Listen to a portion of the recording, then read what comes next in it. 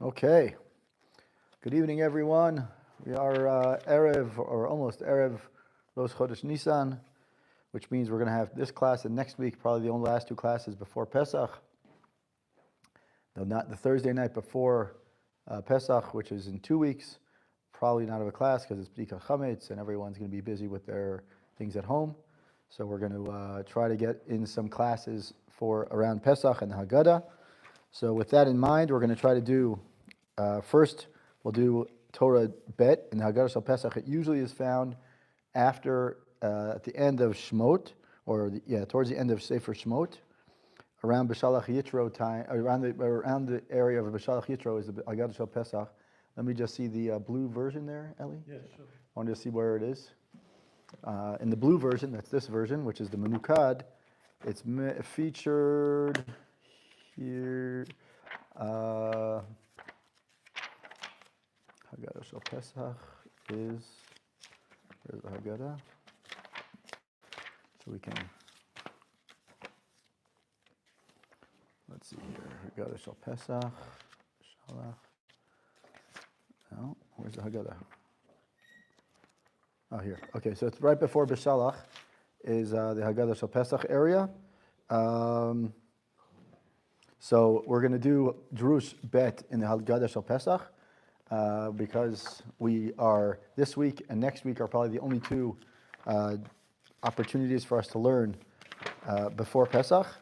So we'll try to cover as many as we can around Torahs. The Torah of Haggadah Shel Pesach are, like I said, is in this version. It's it's right before B'Shalach, in between Bo and B'Shalach is Haggadah Shel Pesach. So we're going to Drush 2.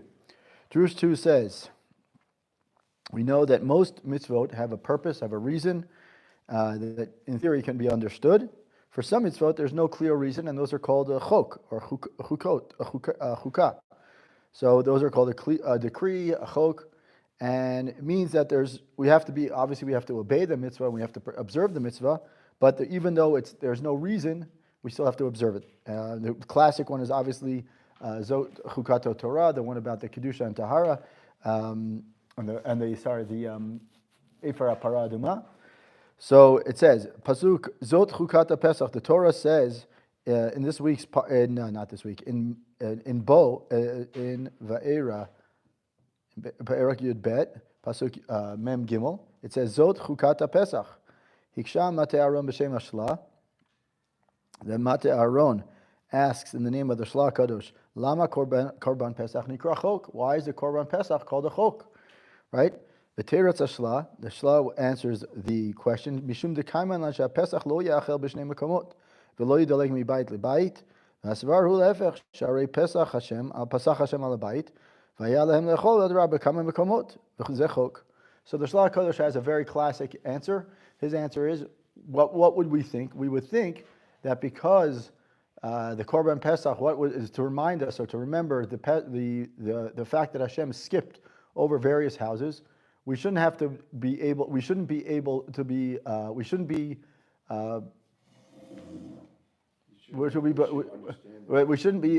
have the isur of moving around. Meaning, right now, the halacha is that you can't eat in multiple houses. You can only eat it in one house.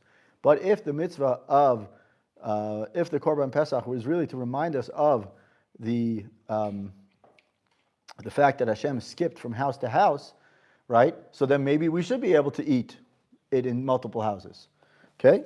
So that's the Shla Kadosh answers the question. Obviously, we don't understand everything the Shla Kadosh says, but he says that this is the chok is that we don't understand the logic of the basic answer. The basic answer would be that we should be able to eat it move from house to house, but the halacha is that we can't, and that's the chok.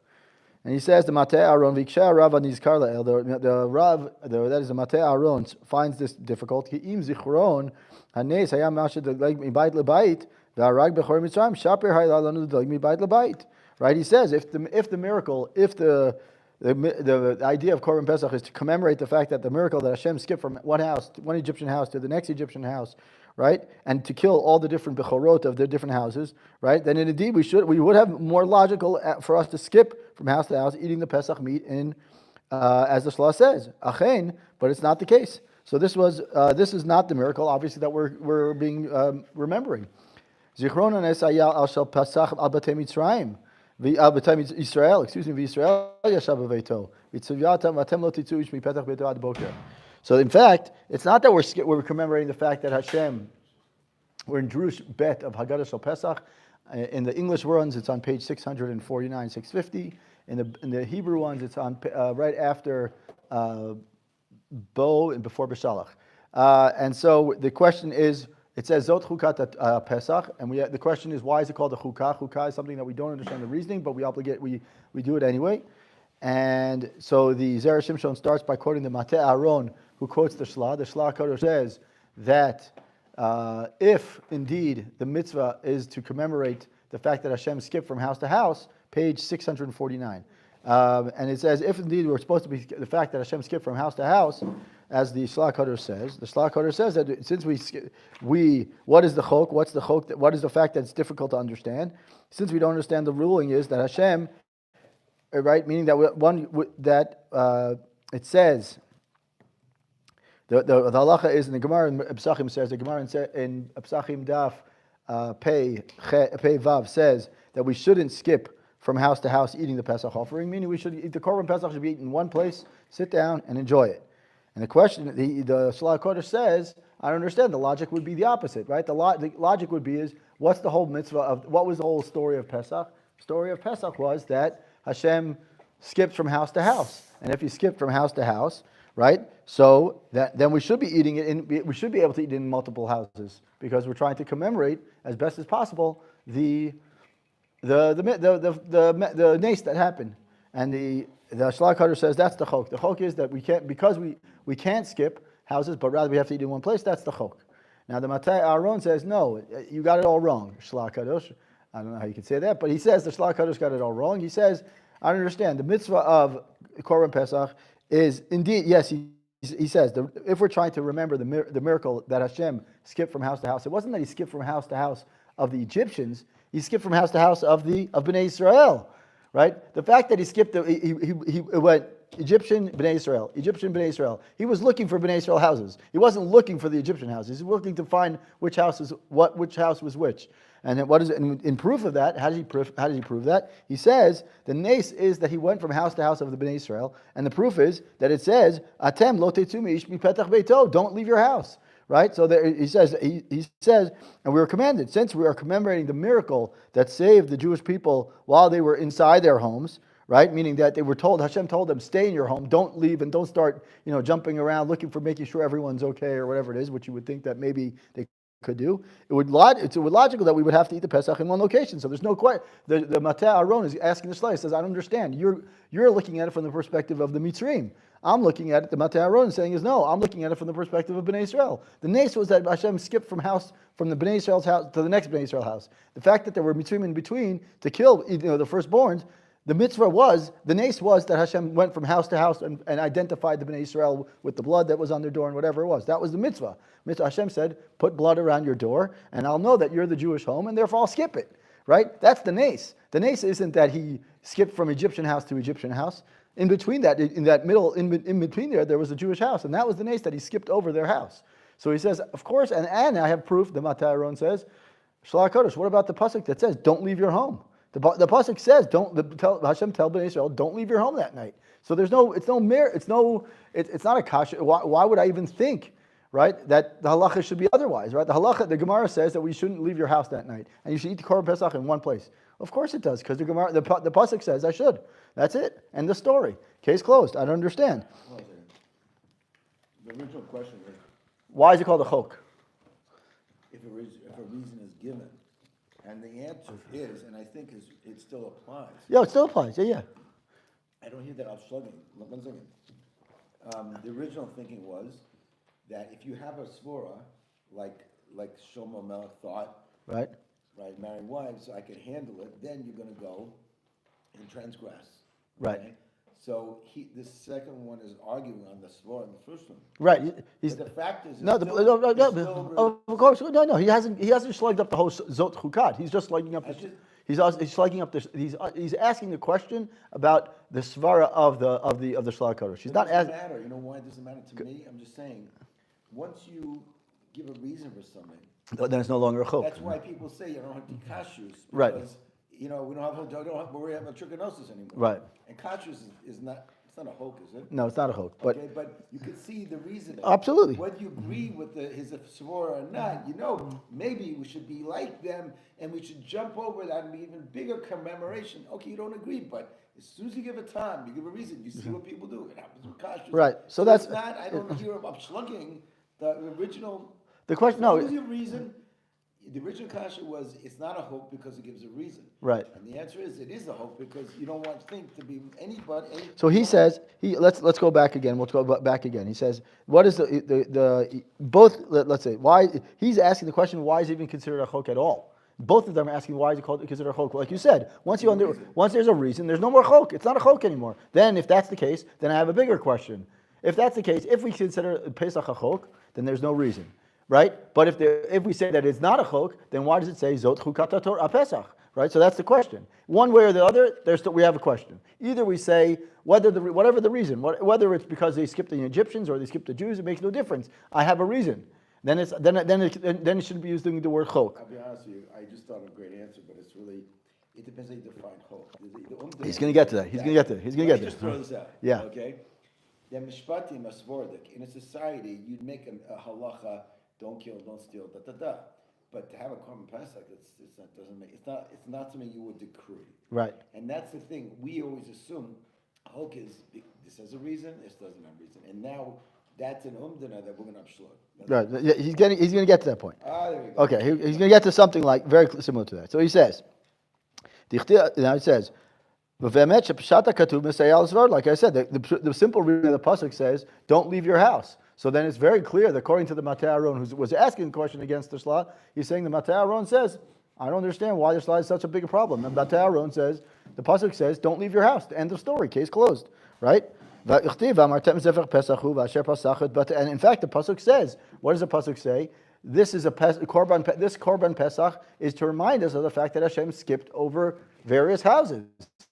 So why is the Shlah HaKadosh coming up with this other, kind of thing? I don't understand why you have to do that. The pasuk says clearly, "Asher pasach al batenu itzil," right? Sheniresh yikarenes hayash itzil b'nei batenu v'adayin kasher b'makoma umedet lama apesach nikra chok. He says either way, whatever you look, whether you go according to the Shlah HaKadosh's opinion or you go to the Matei Aaron's opinion and you look at the psukim and whatever it is, either way you look at it, no matter how you slice it, I still have a question as to why the korban pesach is called a chok.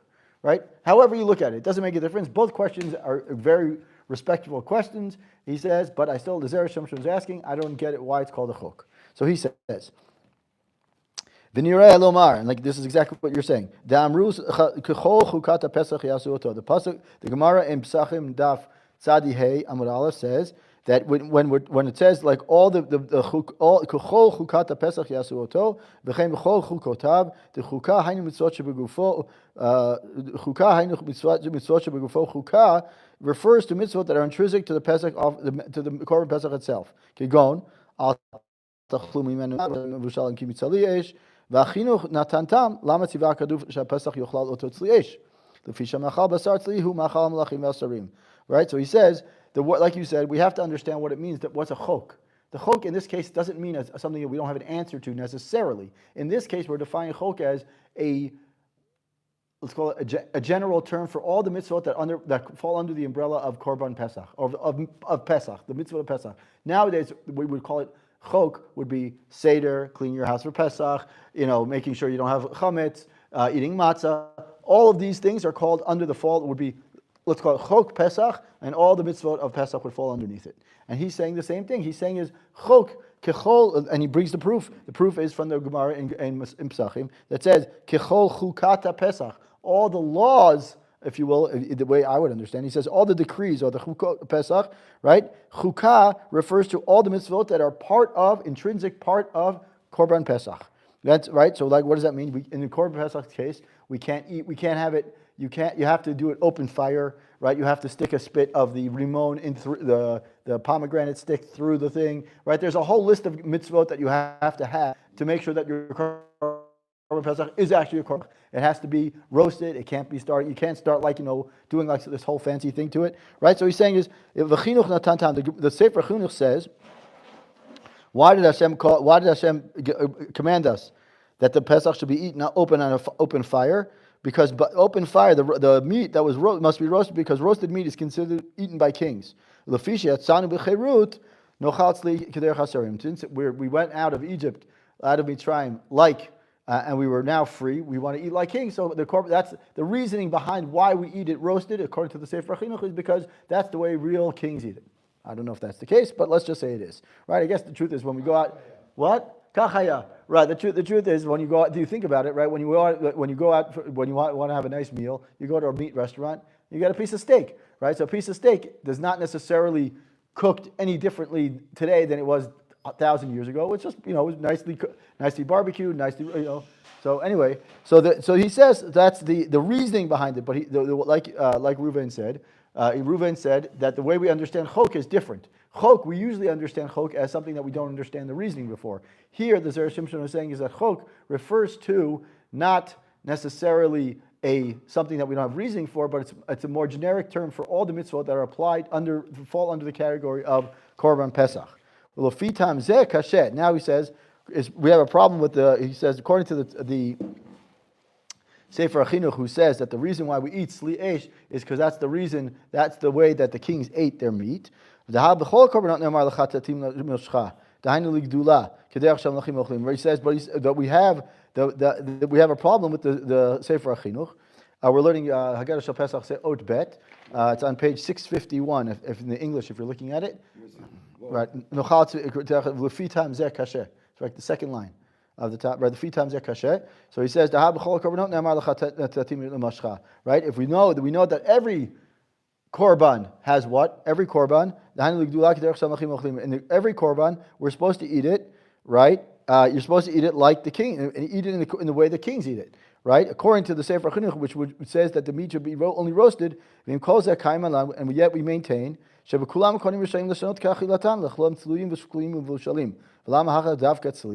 he says, if you look at the Gemara, and Gemara in Zvachim says that we're supposed to eat it like kings. We're supposed to eat the meat of korbanot like kings. And in fact, the Gemara says there that Kohanim, if they want to eat their piece of meat that they get from the korbanot, and they want to decide to add mustard to it, or they want to soak it in something or anything like that after it's been cooked, they have no problem. But here specifically, we have to eat it roasted and only roasted. So he says, I don't understand. Right? If we're trying to eat it like kings, then what should we be doing?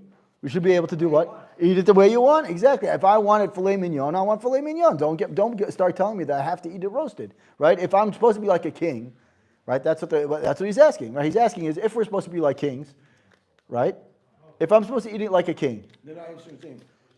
But in theory, what he's basically saying is that this is another reason why it's called a chok. Right. So you shouldn't make any. Exactly. That's exactly what he's going to get to. So he says, why is this one specifically called a chok?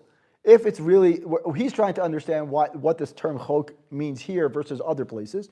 And what he's saying is, I have another way to disprove, if you will, or maybe prove more correctly. How do I prove that in this case, chok means like a generic term of all the mitzvot associated to it? Because if I'm trying to say that Korban Pesach is meant to be like kings, like according to the Sefer Chinuch, we're supposed to be like kings because we left Mitzrayim.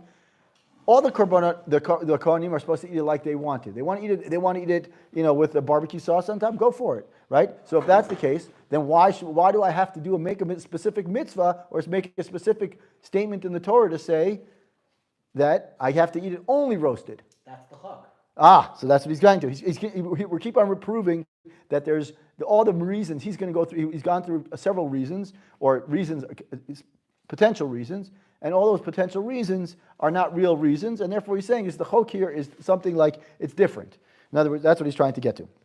So he says, the Sefer Chinuch gives another reason why Korban Pesach must be roasted. Even eating roasted meat is obviously a much faster way to eat, right? If I put my piece of meat on the barbecue, it's going to cook much faster than if I start, when you smoke meat, what happens when you smoke meat? It takes like 8, 10, 12 hours to make your meat. But Ben destroy. That's right. Ben destroy. Right. So how do you cook it? He threw it on a piece on the fire for a few seconds, and he ate it. Right. So that's the point. Is that they were rushed. So the only way to eat it is really to roast it, right? Or to barbecue it, if you will, right? There's nothing fancy about it. Like roasting, it's no water. It's Right, just straight on fly, right. So exactly he said. He says, no, he says the second reason the Sefer Chinuch gives is because what? Because we were in a rush. And they didn't have time to start playing around with it and, sticking it in a pot and pan with all the vegetables that we usually make a roast with. Then we have a second question. What's the second question? I have a question. Who's getting hungry for the food? Who's getting hungry? I hope that Hashem will eat Not it. just hungry stuff. For the Right. Pesach. getting hungry with something. Right, so he says, Lama asar lem lechol na. Right? The hainu she'ein mevushal yafeh, ein mevushal yafeh. Halo adrabah. Right? What? Right? Eat it raw, or at least quick flat. What they call in cooking terms, flash pan. You just Minute steaks. Yeah, right, exactly. You throw it on the you throw it on the grill for 5 seconds each side, and it's cooked. Give it a little sear, and you're done. Right. So that what is he saying here is adrabah. If I right, what's the problem with that? The idea is what's the reason? What's the problem? The Zera Shimshon is asking the Sefer Chinuch. The Sefer Chinuch saying is the reason why we eat it roasted is because we didn't have time. Well, no, that's not right. Because if we were trying to commemorate, we didn't have time. What should we be doing? Eating it basically raw, right? But the Gemara, what does the Chumash say? Lo tochlunu, al tochlunu menanan. Davka not to eat it raw. So that doesn't make sense either. So right? So he says, since both reasons of the Sefer Chinuch are problematic, we can understand why the Korban Pesach is called a chok. Right? The first reason of the Sefer Chinuch is problematic. What's the difference between Korban Pesach and other Korbanot? That the Korban in all other Korbanot, right? Just like we say, right? All other Korbanot, right? What happens? We're allowed to do whatever they want to it because that's the way the kings eat it. They're allowed to eat it the way they want. So that doesn't work. That disproves the first question. The second question is, right? Right? So and all the other places we could allowed to eat it like kings, right? So why the Korban Pesach get singled out? That it's prohibited for us to eat it in water or with juices or whatever it is. The second question is also problematic of the Sefer Chinuch. Why is there prohibition to eat it raw? I'll ask you a question. I don't Go for it. in front of me. We're doing if it is. How did they actually eat it when they left Mitzrayim? They probably did sleep.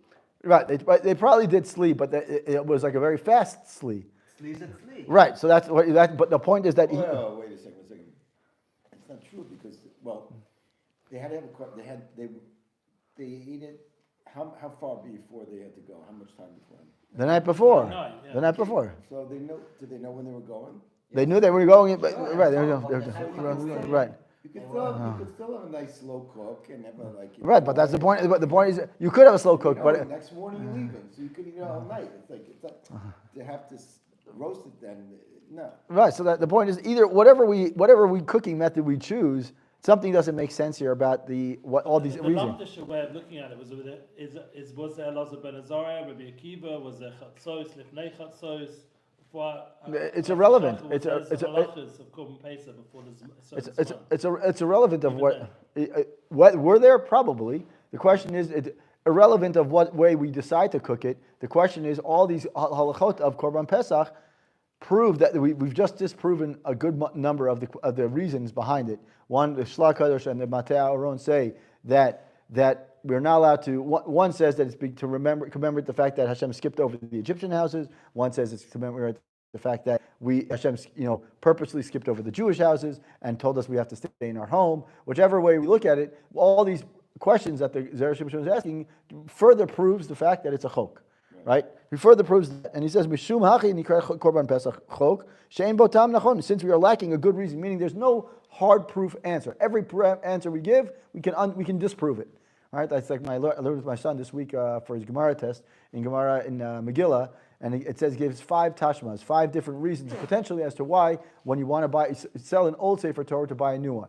And 5 different reasons as to why we can't. Right? And every one of them gets disproved. So the same thing here. The Zera Shimshon is saying is every reason that I've given so far, I can disprove. Every reason that the Chachamim that he in his time, Shlach HaKadosh, Matei Aaron, the Sefer Chinuch, all these reasons don't make sense because they could disprove them in some way. Vod Yesh Omar. That's the chok, That is the chok, exactly. His answer is, no matter what answer I give, I can disprove it, and therefore it's a chok. The chok is that there's no real one good reason as to why why the Korban Pesach, and that's why it's called a chok. In other words, the Korban Pesach is, Hashem told us to do it, and that's why we do it. End of story. And whatever reasons we try to give it a nice touch to it, that's nice, but it's not the reason. There's no reason for it. It should be really the chok. That's the chok. Why does Hashem tell us to eat the one animal that we know that the Egyptians used as their god or whatever you want to call it?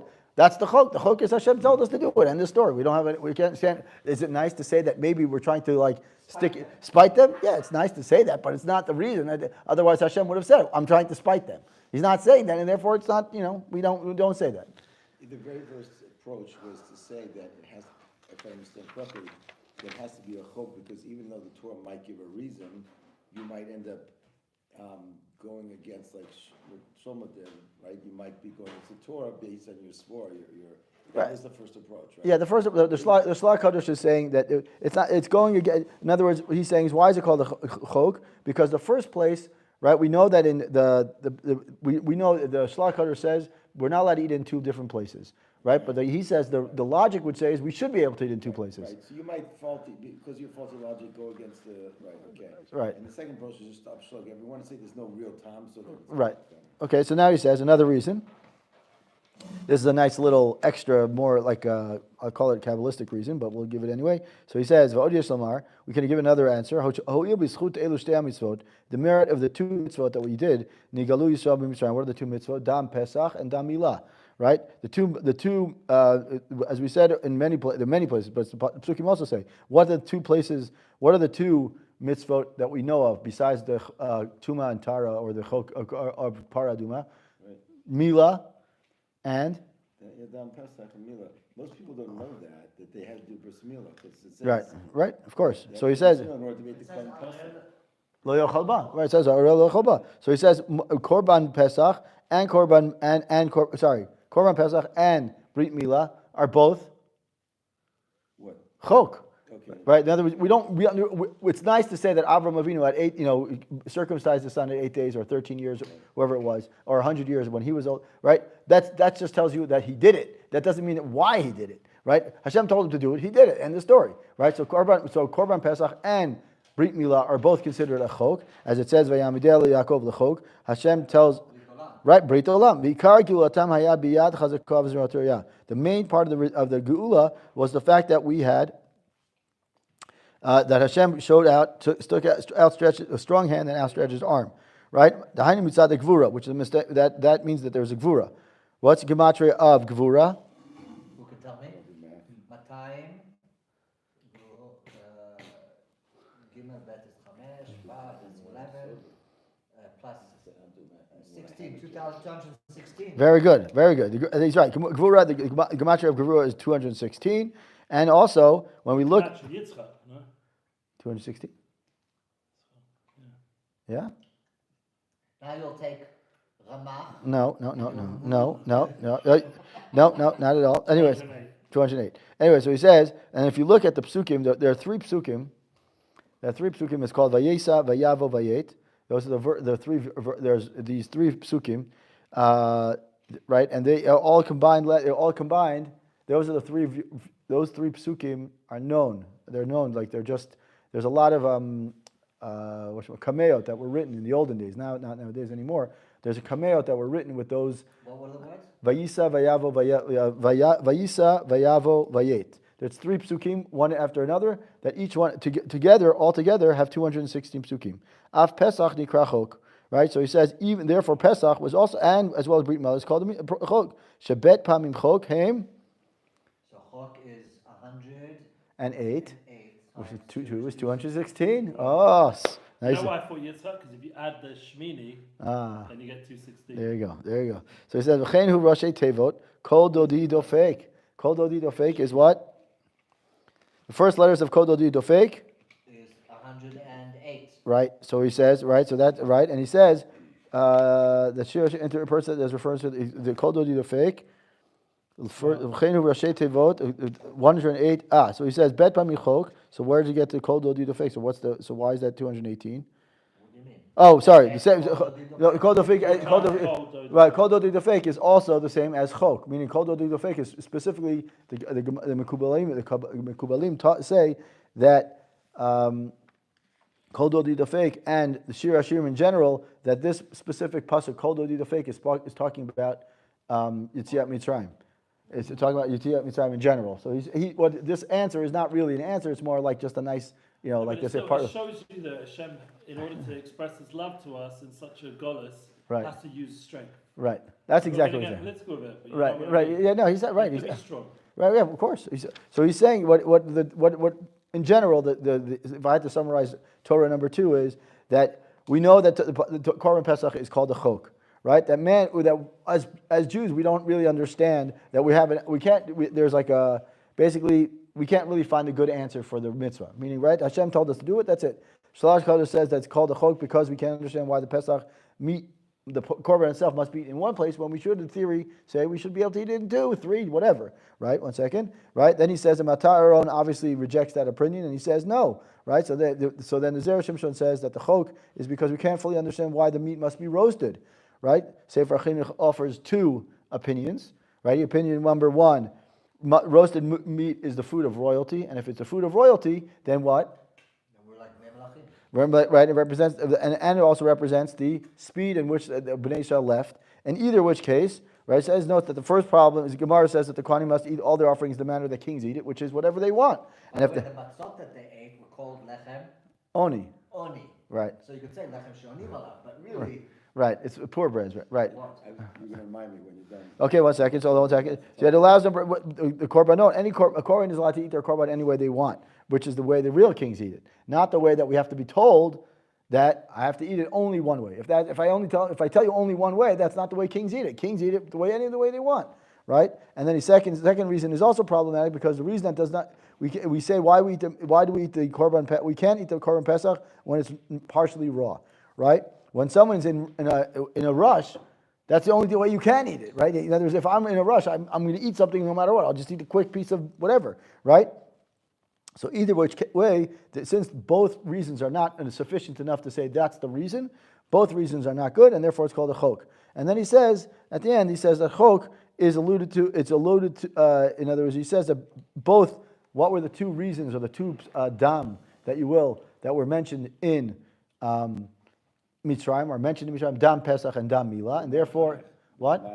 B'damai Chayi, right. Both Damai, right, it says B'damai Chayi, B'damai Chayi. We say it twice. It's based on a pasuk in Yechezkel, if I'm not mistaken. Hosea? Okay, all right, you could be right.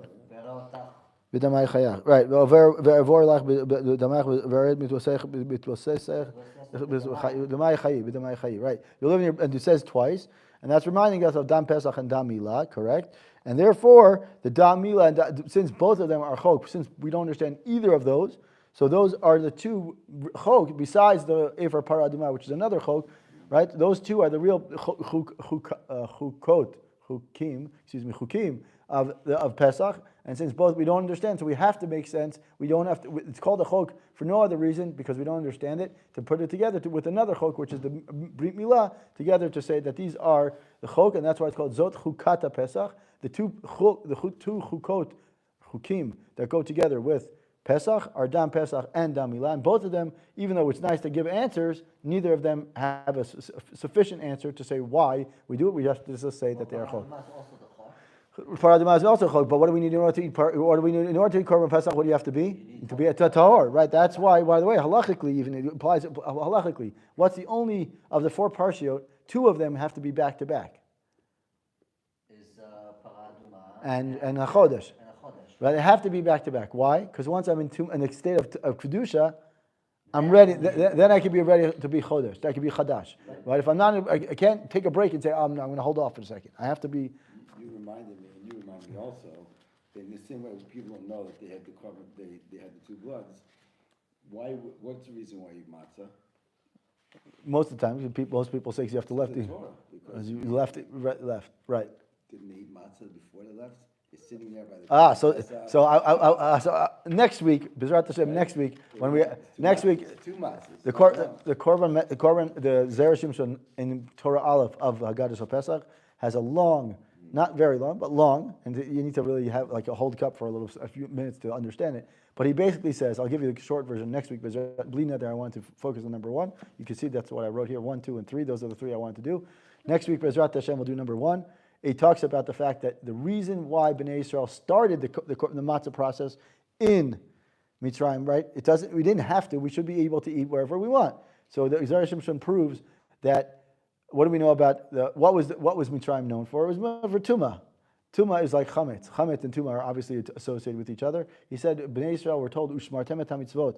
Bnei Israel loved Hashem so much that they started the chametz process. They started the matzah process in chametz land, if you will, because they wanted to show Hashem. Now we're already here. They thought that they have to start They can't make chametz in. Pesach, they had to keep the sheep at the vans at Yud.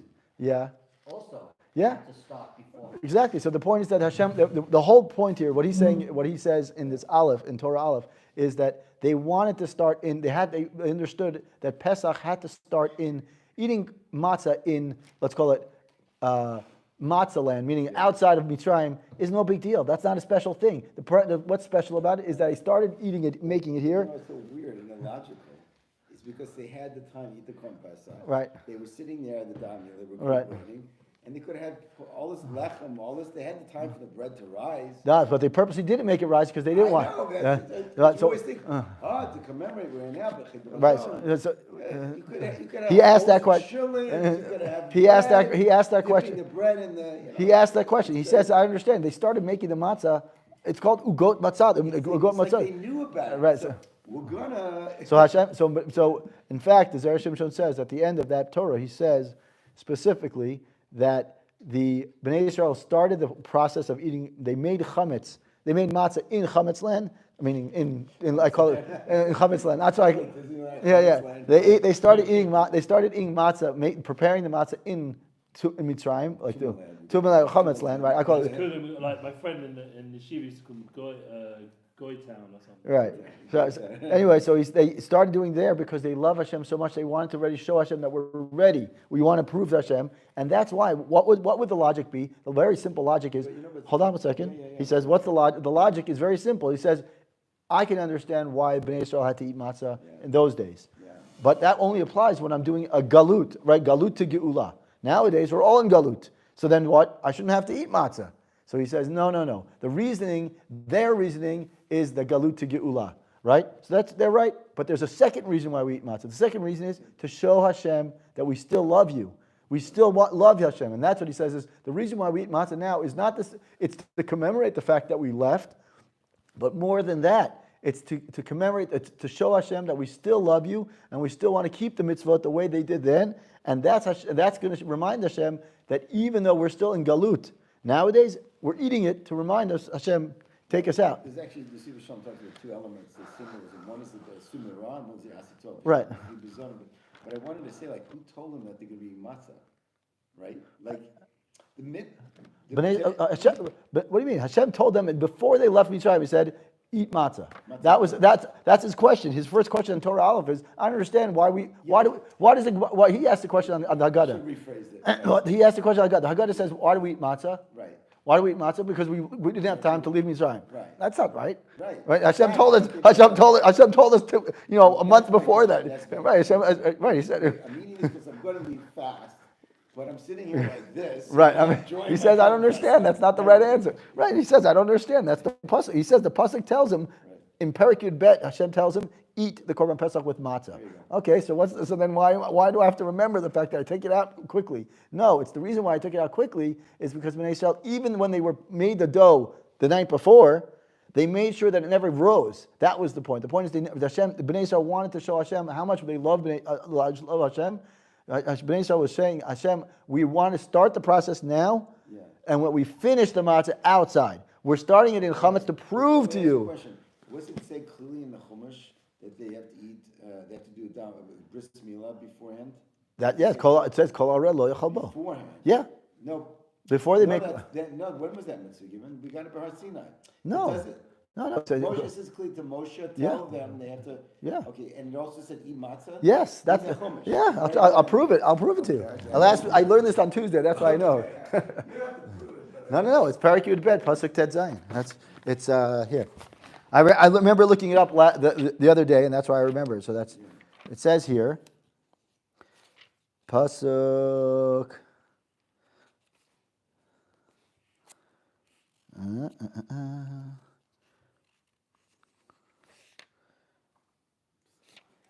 Oh, he uses the pasuk here. Okay, it's fine. It doesn't make a difference. So when talking about Korban Pesach, it says HaChodesh Hazeh Lachem, which is this week's. We say it this week, and right? HaChodesh Hazeh Lachem. That's we're going to say that here, right? And he says in pasuk, it says there. Pasuk Chet already talks about it. It says Bachlut Basar Balazet Sli Eish Umatzot Amiroim Yochlu. Eat with matzah. Okay, that's talking about Korban Pesach, eat with matzah. So that was what? We already know the mitzvah of matzah is already there. Like, that's the beginning. It continues to repeat, and then it says, Lo al tuchlu mimenu na, uvashal mevushal, you can only eat it, don't eat it raw. It's more of a kasha on the gutter. Right, exactly. Yeah. For this reason, when Right, exactly, that's what he's saying. Yeah. Right, and he says, and then he says, Vayal dam lachem al batim, right? And then he says, he says,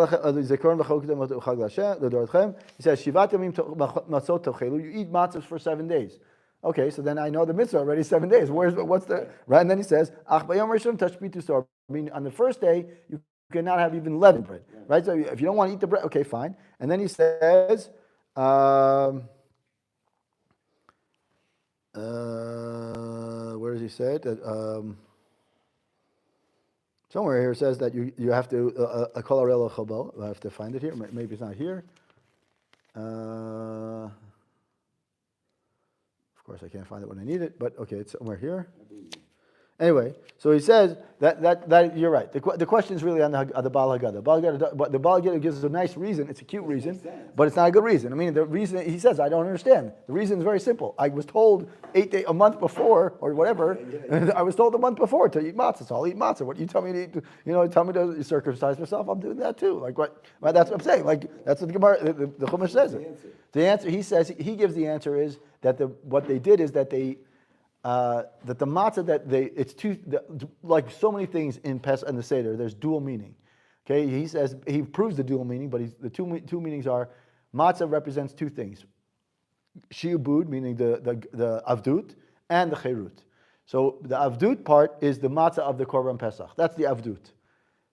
The Korban Pesach is to prove that we are no longer, in other words, to remind us of the galut. That's the first part, and then the other matzah that we eat. Meaning the matzah that we eat after we leave, the one that reminds us of is the chipazon. That's the gula one. So he says that's the two parts, and therefore he says part one is no longer relevant because we don't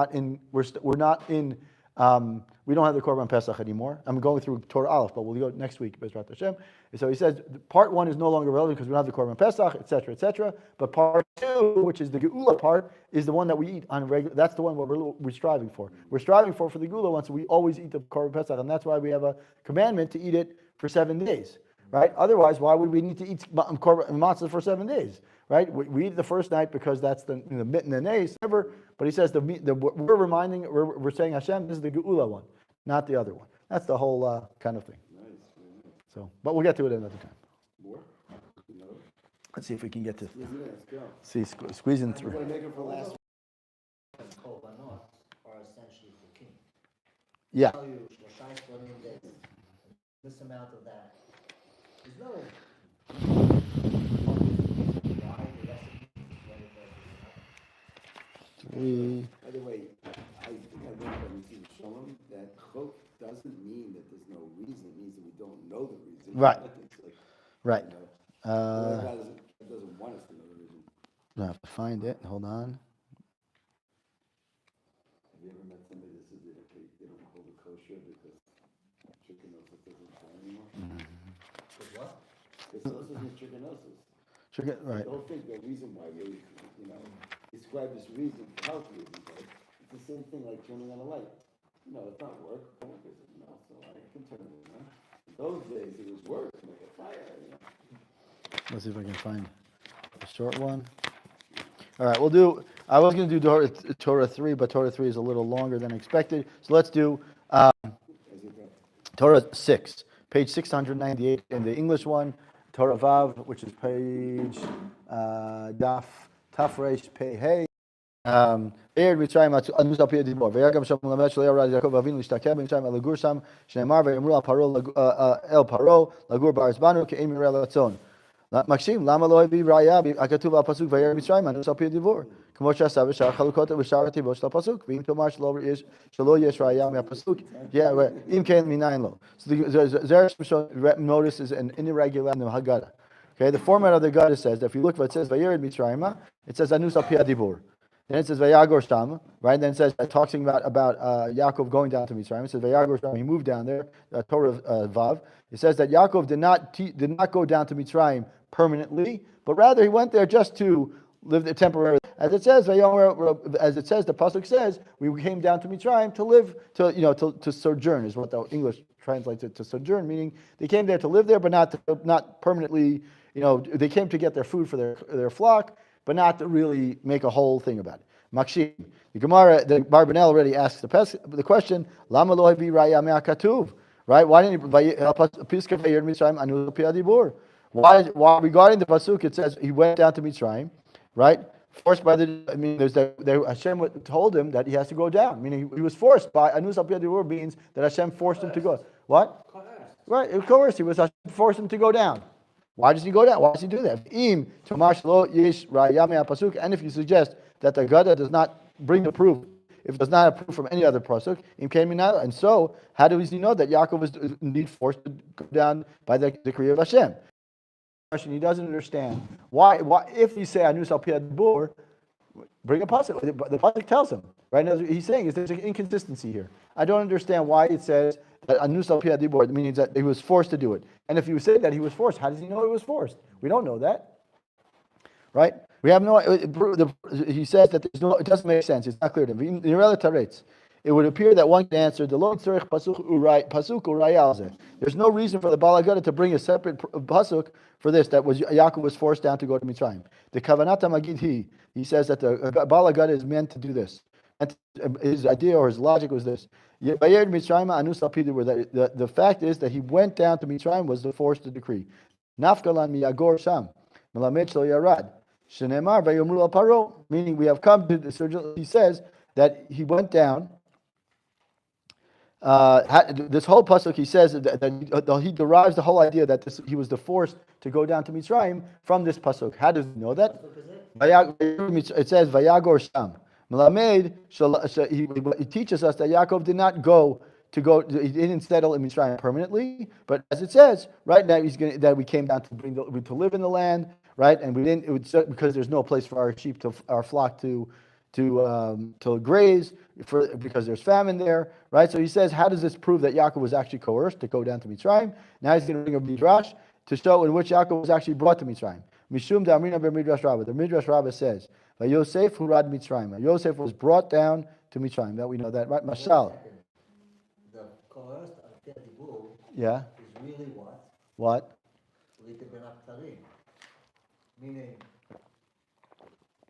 Yeah, but what he's saying is, yes, Brit Hadashah tells him that he was going to go down. The question is, why does it have to be this way? Okay, so he's asked the question. He says like this: Mashal, the parasha mosim otan mekolin. Right, there's a cow that people are dragging to the meat market, right? And he says, Lo hayta nimshechet. And of course, it's not going to allow itself to be dragged. Masu holichu b'nal lefanea. Right, they bring the son of the cow, the baby cow, and the baby cow is walking in front of the mother cow or the father cow. And what's going to happen? By default, the mother cow or the father cow is going to follow the child because the child is, they take care. So too it says, V'hi hayta holechet acharav ba'al korcha shelo b'tata, against her will, but without her consent. I'm going to pull Yosef down first, right? And Yaakov will go down. Against his will, without his consent. That's the midrash. The Yefei Torah asked, how did the Chachamim know that Hashem caused Yosef to be sold to down to Mitzrayim? Is an entirely natural manner. I mean, is this? Maybe it was just the Dilma Maaseh Shaya Kachaya. Maybe perhaps the incident of Yosef's brothers, right? What you know about the story? That was the story, right? That was like a more natural thing. We didn't have to start bringing Yaakov and saying, "Oh, the son comes first." since the son comes first, the father is going to follow, right? Maybe we just know it should be Shvil Shachav Machur Yosef Bechet V'Avon, right? We know that the brothers of Yosef sold him sinfully. Shalom Midat U'Ritzon HaKadosh Baruch Hu. It was not, Hashem did not intend, quote unquote, whatever that means. Hashem did not intend that the brothers start selling Yosef, and there was definitely something not right with what they did, right? So he says, Mishum Hachin Nolad Derech Mikra. It emerged, quote unquote, incidentally or accidentally, if you will. Sheyach Yaakov that Yaakov was forced down. Ad Kan Lashon. So he brings the Torah saying is that this whole thing is that how do we say that Yaakov was willingly went down? Maybe we just say the whole story of the brothers selling Yosef is really what caused it. It's not this whole nice mashal that the father follows the son, and that's the whole mashal. That maybe that's not the reason. This is why it says the Bala Gada says that when it says Vayered Mitzrayim Anus, it was by divine decree. Vim Tomar Hakol Hayad Derech Mikra. If then God forbid we should say that it all happened incidentally. How do we know that Yaakov was forced by divine decree to go down Mitzrayim?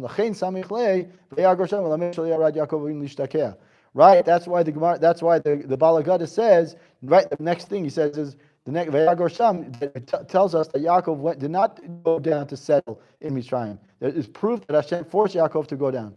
If it was all incidental, Yaakov could have just returned. Meaning, what he's saying is that the Bala Gada purposely brought this proof. First, he said, meaning Hashem decreed it. Right, and then it says, just to show us that had he done it, it proves that Hashem forced Yaakov to come down to Mitzrayim. Because if it was really just incidental, then Yaakov would have done what? He should just come when famine was over. What should he have done? Gone back up to Eretz Yisrael.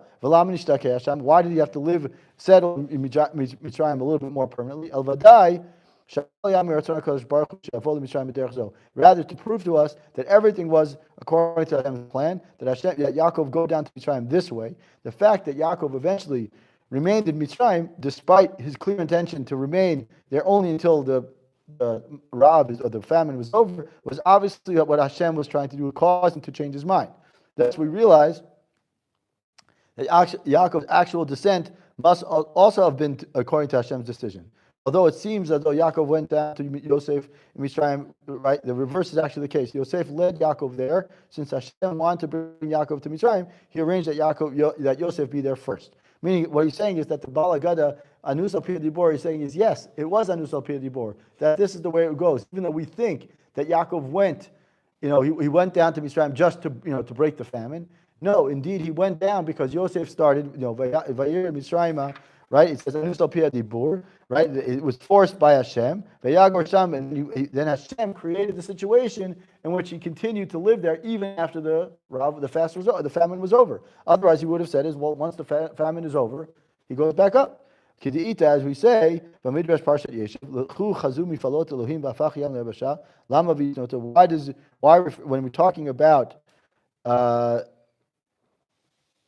Lama Vayisnu Oto, referring to when he says if we look at the psukim of that parak in Tehillim, it says, why do we referring to this by referring to the splitting of the Kriyat Yamsuf as example of Hashem's awesome design, right? What does it say? The pasuk says that the splitting of the sea was for the Jewish people far in advance of the actual occurrence. Why did the Yosef brothers hate him? So that the sea would eventually before them. From here is clear. He says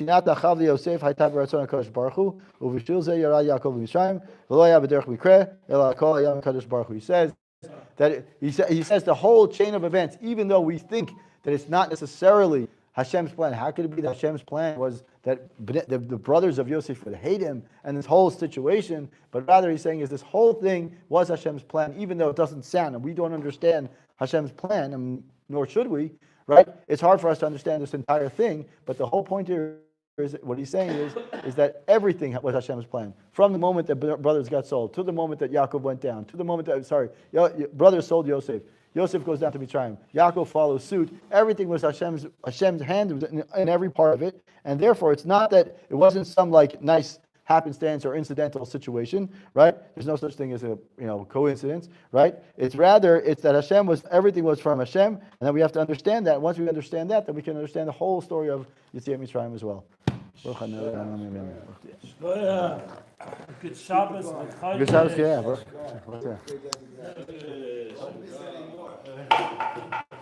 I was making matzah last week. I was just not making. It's my annual matzah baking with